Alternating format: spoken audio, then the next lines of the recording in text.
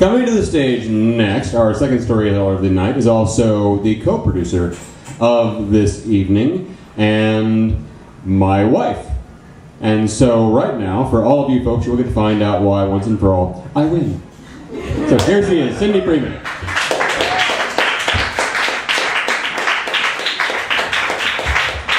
No, I win. Yeah, whatever. Okay, how are ya?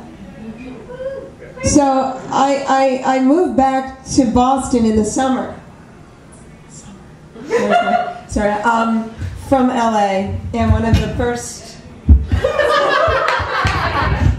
I'm just trying to get in my light. I feel better now. All right, one of the first things that happened when I moved back was my best friend Dot introduced me to this guy Paul. And Dot was convinced, as almost all my friends, there was like this collusion going on that Paul was the perfect guy for me. And Paul, when I met him at a bar after a performance, very much like what's going on here, like would have been meeting him downstairs. Paul was like he was a director and producer of local commercials and industrial training films, but also had a big contract with Coca-Cola, so he was traveling the world shooting Coca-Cola commercials. He had a fancy sports car. He had just bought a house in scenic Gloucester right on the ocean front. He was tall. He was about 8 years older than me, so age appropriate. He was charming. He was handsome. He really just seemed like this guy who had it all together. Me, in contrast, I had just moved back to Boston from 3 years in LA, where my biggest success had been a foray into soft porn, which had left me somewhat demoralized and scarred. And just a bunch of just really bad drama in LA. I had come running to my hometown of Boston, broke and like spiritually broken, with my tail between my legs and just no money. I was crashed out on my mother's sofa in her one-bedroom condominium. Why somebody as successful as this guy Paul would be interested in someone as unsuccessful as me was a mystery to me. But the next day he called and he asked me out for a date. And I explained to him that I had made like this little contract with myself that until I got both a job and a place to live, I couldn't date.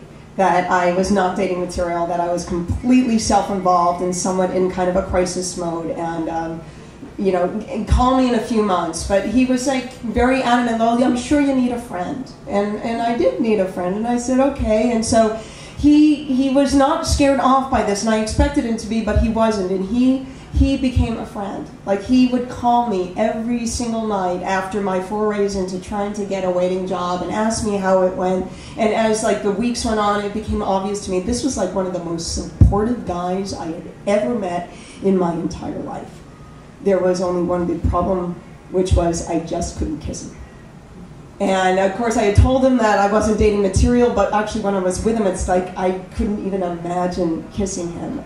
And when I was in LA, a lot of bad drama had gone down with romance, and I had a therapist at the time who had a theory that I was a drama addict.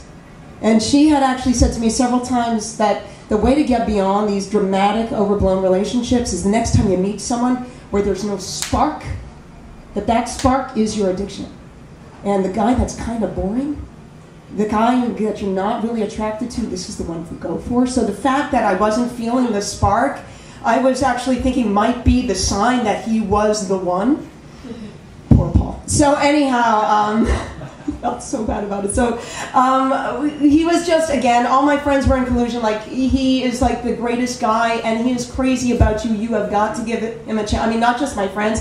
I would go to auditions and run into people I hadn't seen in years, but everybody was friends with Paul because he was this great guy, and everybody seemed to know through Paul that we were romantically attached or something, and everybody was so excited that we would go to restaurants, and like the wait staff and the owners of the restaurants and even the chefs would come out and hug him.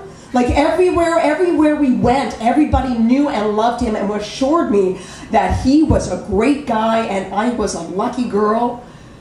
And I kind of needed a great guy after all the hell in LA. I mean, he even like tried to give me money to buy a car.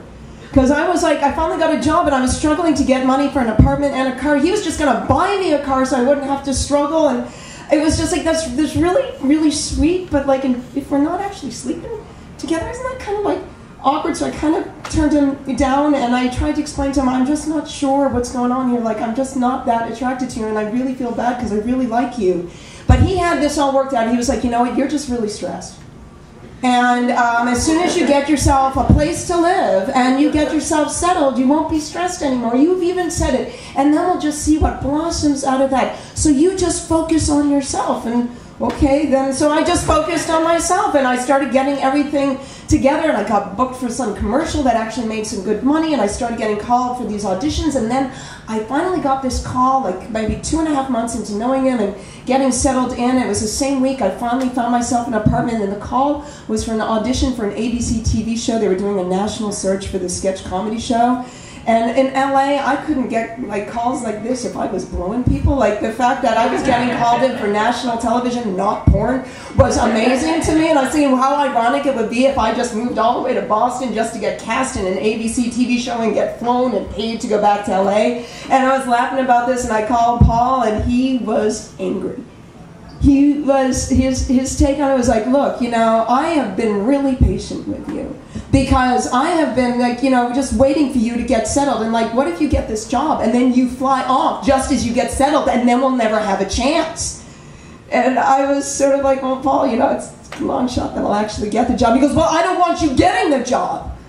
And I was like, okay, and I calmed him down. I was like, this was not a conversation to have over the phone. I said, you know, we have plans tomorrow. We'll talk tomorrow after the audition. And I got off the phone and just decided to focus on the audition. And actually, it was 2 days to the audition, so the following day, one of the things I did is my hair was kind of ratty, so I got it cut into this cute little bob, so I looked just absolutely perfect, and I got myself prepared. And I went in and nailed it as best I could. I didn't get cast, but I did my best. And then I had my date with Paul. And I wasn't sure what to do when I got there, but he showed up to pick me up, and the first line out of his mouth was, "You cut your hair." And I was like, yeah, doesn't it look good? I like long hair. I'm like, oh, okay, well, I kind of think it looks good like this. No, I like long hair. And he wouldn't get off it as we're driving. I can't believe you cut your hair. And I'm like, why is this so important to you? And he's like, I like long hair. And I'm like, okay. So we get to the restaurant, and it's, you know, we're trying to eat, and I want to talk about us, but he doesn't even want to have this conversation, so he's going off on this, like, light fare, like he's talking about fishing out in his backyard, and every time I try to bring it back to, like, let's talk about us, he changes it again. He's off talking about cardinals and the kind of birds he sees, and I'm just so bored by this conversation that it's to me, this whole night is going terrible. And so we finally get back in the car, and I finally must have said something because I don't remember how we got into it. All I remember is that at a certain point he started berating me. And it's like, you know, you have got to let somebody in. You know, and not everybody is out to get you, Cyndi. It's like, you know, I know you came from LA, but there are some good guys out there, and I think I'm one of them, and if you don't let somebody in, you're going to be alone forever. You know, and I'm just trying to be a nice guy, and you make that really hard. And he gets me crying, and we're sitting outside my mother's apartment, and I'm in tears, and I don't know what it is about this, but it's when I'm in tears, he takes me by the head, and he leans me forward and plants one on my lips, at which point I am just so shocked and amazed, I like basically kick him off me, get out of the car, and just watch him drive away. Pretty much this Rapunzel had cut her hair, got keys to her own tower, and was planning on buying a car of her own.